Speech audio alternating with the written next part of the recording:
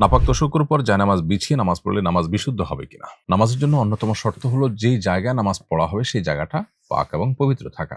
অতএব যেই তোশকের উপর আপনি নামাজ পড়ছেন সে তোশক পাক হতে হবে। যদি সেটা কোনো কারণে নাপাক হয়, বাচ্চা পেশাব ইত্যাদি করে থাকে, তাহলে সেটা শুকিয়ে যাওয়ার পর তার উপরে আলাদা জায়নামাজ বিছিয়ে নামাজ পড়লে নামাজ হয়ে যাবে। অর্থাৎ আপনি সেক্ষেত্রে পবিত্র এবং শুকনো জায়নামাজের উপর আপনি নামাজ পড়েছেন। আপনার জায়নামাজের নিচে নাপাক আছে, তার ফলে আপনার নামাজ ক্ষতিগ্রস্ত হবে না, কারণ আপনি সিজদা করছেন যেখানে সেটা সিজদা আপনার নাপাক জায়গাটা থেকে পৃথক আরেকটা জিনিসের উপরে সিজদা করছেন, অর্থাৎ সেটা হলো জায়নামাজ। এমনকি তোশকের উপর যদি নাপাক থাকে, তোশকের এক পাশে নাপাক আছে, আপনি অপর পাশে দাঁড়িয়ে নামাজ পড়ছেন, সেটাতেও নামাজ হয়ে যাবে। যদি এমন হয় যে রুকু সিজদা দিতে গেলে সেটা আপনার কাছাকাছি চলে আসে, দলা হয়ে যায়, তাহলে ভিন্ন কথা। আর যদি আপনি এক সাইডে দাঁড়িয়ে নামাজ পড়ার মতো থাকে জায়গা, তাহলে সেক্ষেত্রে নামাজ হয়ে যাবে। আর যদি উপরে জায়নামাজ বিছিয়ে নেন আর নিচে শুকনা নাপাক থাকে, তাতেও নামাজ হয়ে যাবে। আর যদি ভেজা নাপাক থাকে, যেটা ফলে জায়নামাজের নিচের অংশে নাপাক লেগে যায়, তরল অংশ লেগে যায়, তাহলে কিন্তু সেটাতে নামাজ হবে না।